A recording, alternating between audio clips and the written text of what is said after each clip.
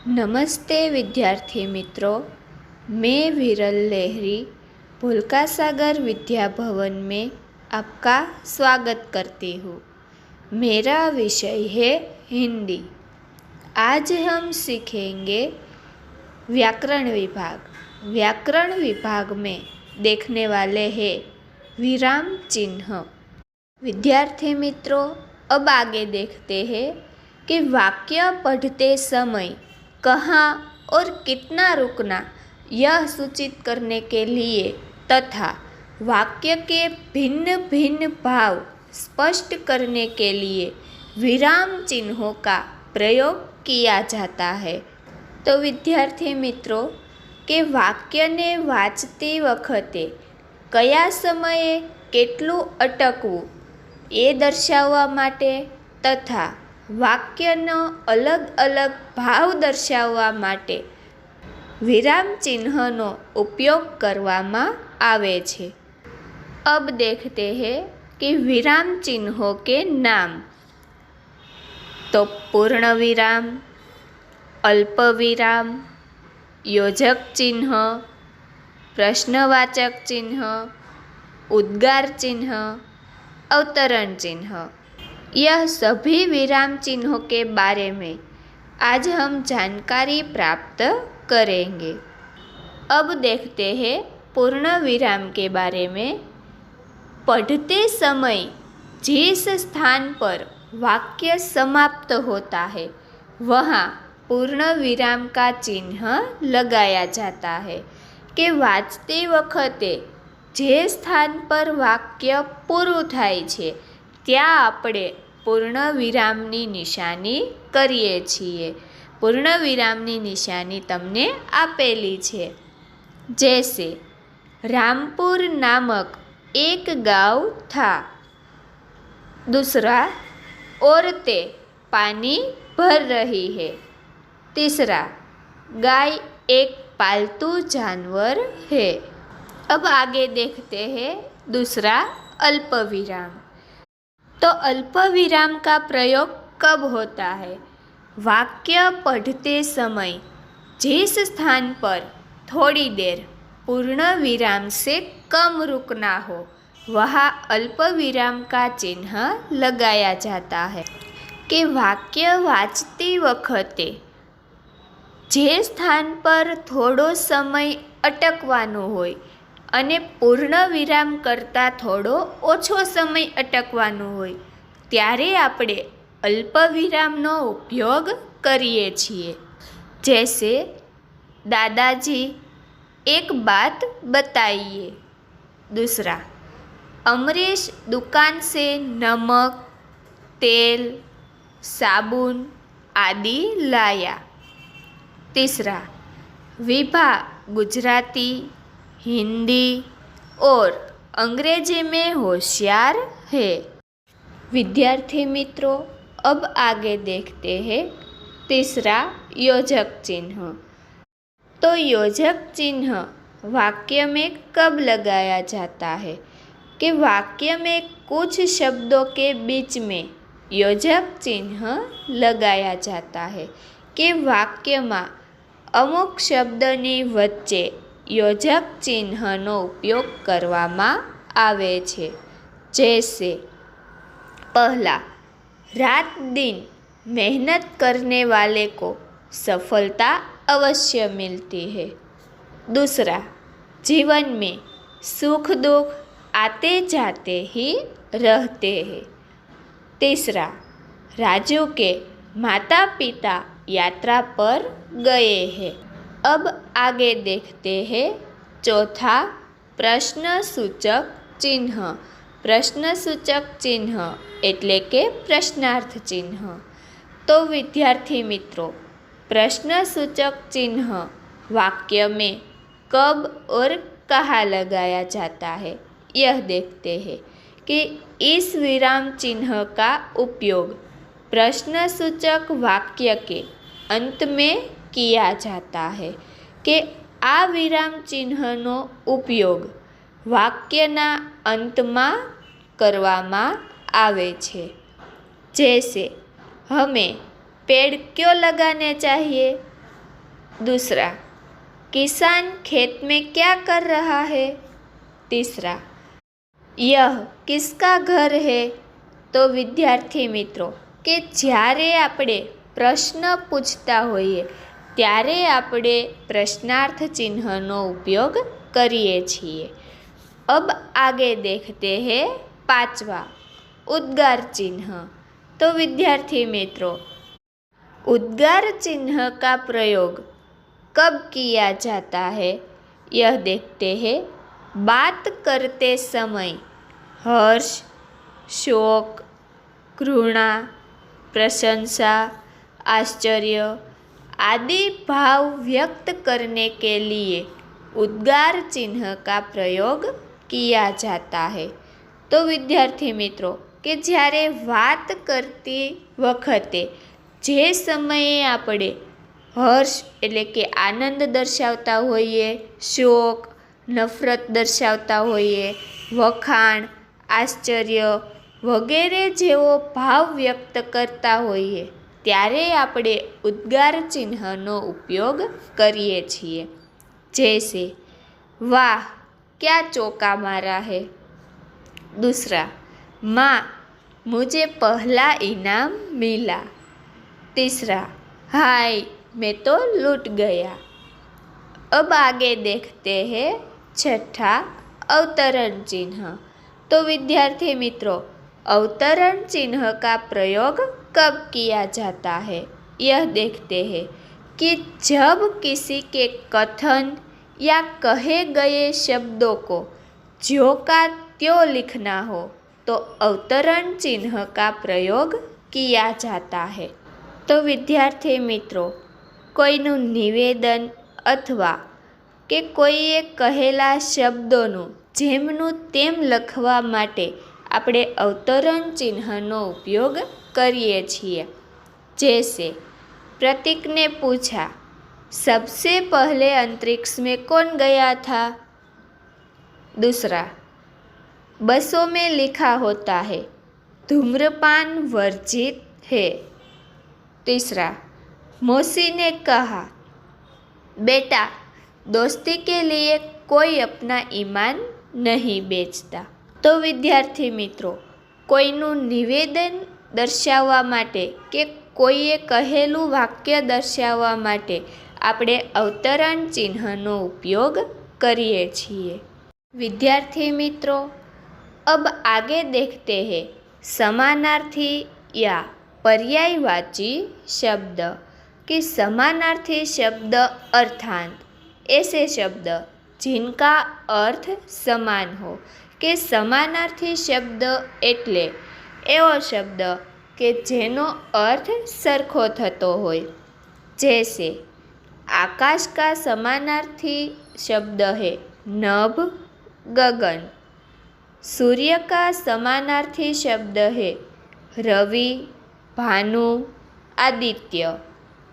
फूल का समानार्थी शब्द है पुष्प, सुमन, कुसुम। इस प्रकार एक ही अर्थ सूचित करने वाले एक ही वस्तु के अलग अलग नाम होते हैं। इन्हें समानार्थी या पर्यायवाची शब्द कहते हैं। तो विद्यार्थी मित्रों के આવી રીતે એક જ અર્થ દર્શાવવા એક વસ્તુના અલગ અલગ નામ હોય છે તેને આપણે સમાનાર્થી શબ્દ कहिए छिए। विद्यार्थी मित्रों, अब आगे कुछ महत्वपूर्ण शब्दों के समानार्थी शब्द देखते हैं। जैसे कि सदैव का समानार्थी शब्द है हमेशा। शीघ्र का समानार्थी शब्द है जल्दी। किराया का समानार्थी शब्द है भाड़ा। भारत का समानार्थी शब्द है हिंदुस्तान। तट का समानार्थी शब्द है किनारा। पानी का समानार्थी शब्द है जल। हृदय का समानार्थी शब्द है दिल। मिश्री का समानार्थी शब्द है शक्कर। पुराना का समानार्थी शब्द है प्राचीन। उन्नति का समानार्थी शब्द है प्रगति। सज्जन का समानार्थी शब्द है सत्पुरुष। परिश्रम का समानार्थी शब्द है मेहनत। निवासी का समानार्थी शब्द है रहने वाला। जन का समानार्थी शब्द है व्यक्ति। वेश का समानार्थी शब्द है पहनावा।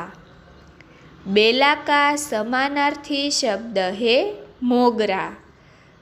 गूंथना का समानार्थी शब्द है पिरोना।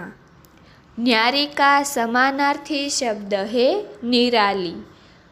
तराना का समानार्थी शब्द है गीत या गाना। पंथ का समानार्थी शब्द है संप्रदाय या मार्ग। मंजिल का समानार्थी शब्द है ध्येय या उद्देश्य। तुरंत का समानार्थी शब्द है फौरन। उपाय का समानार्थी शब्द है तरीका। सम्मान का समानार्थी शब्द है आदर। पाव का समानार्थी शब्द है पैर। कुसुम का समानार्थी शब्द है फूल या पुष्प। अनूठा का समानार्थी शब्द है निराला या अनोखा। कांटा का समानार्थी शब्द है शूल। स्त्री का समानार्थी शब्द है नारी। सफलता का समानार्थी शब्द है कामयाबी। स्वतंत्रता का समानार्थी शब्द है आज़ादी। सानिध्य का समानार्थी शब्द है निकटता।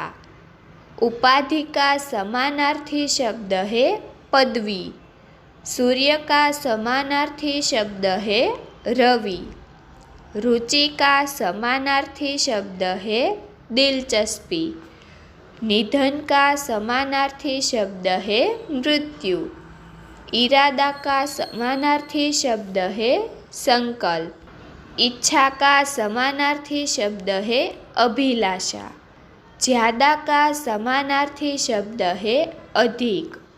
भार का समानार्थी शब्द है वजन। नगर का समानार्थी शब्द है शहर।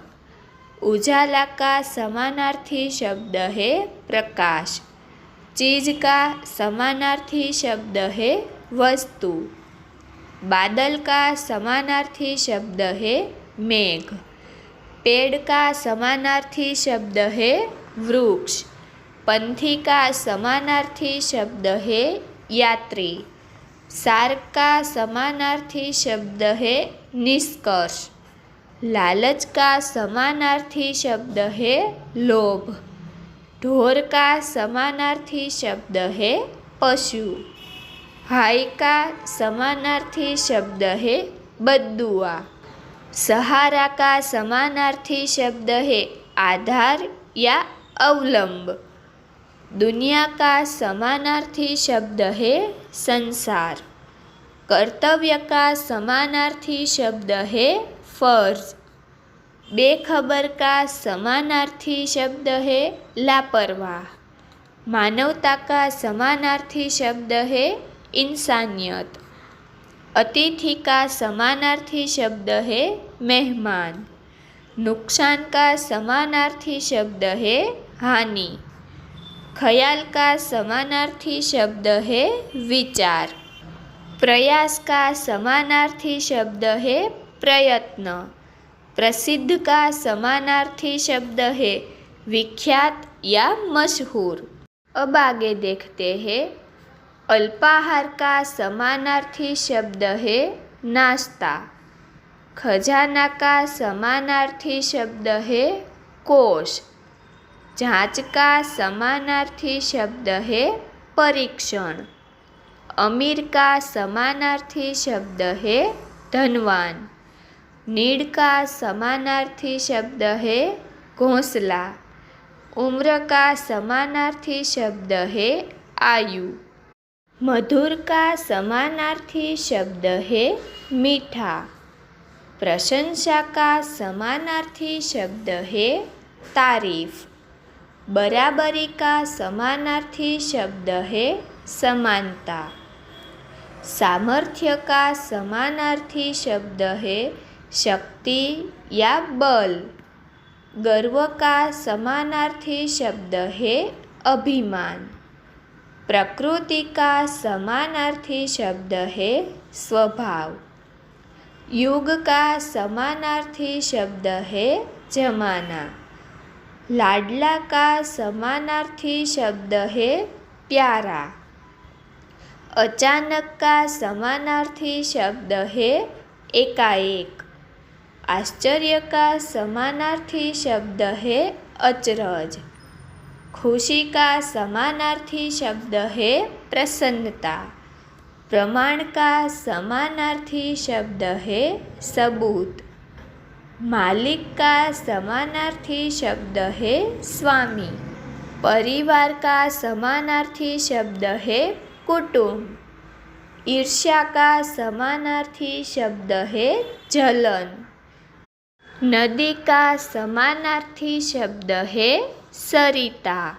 अंबर का समानार्थी शब्द है आकाश या गगन।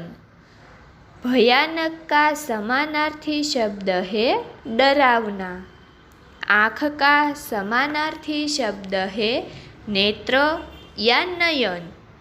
वार का समानार्थी शब्द है प्रहार या आक्रमण। दृष्टि का समानार्थी शब्द है नज़र। वीरता का समानार्थी शब्द है बहादुरी। वत्स का समानार्थी शब्द है पुत्र। अपराध का समानार्थी शब्द है गुनाह।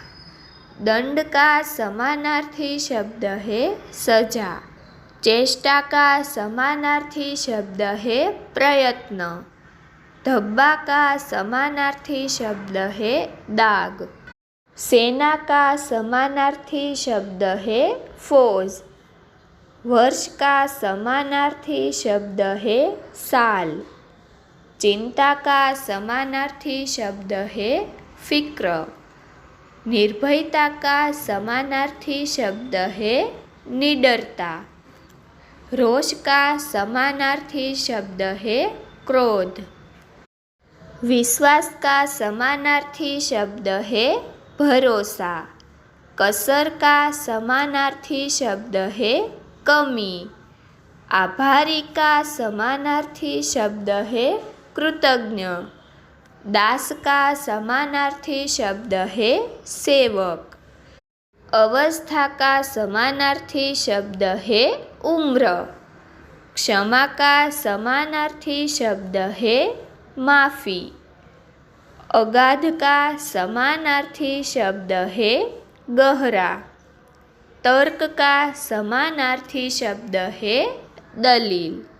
तो विद्यार्थी मित्रों, यह सब शब्द हमने देखा, वह सभी शब्द का अर्थ समान होता है, इसलिए यह सभी शब्द को हम समानार्थी शब्द कहते हैं।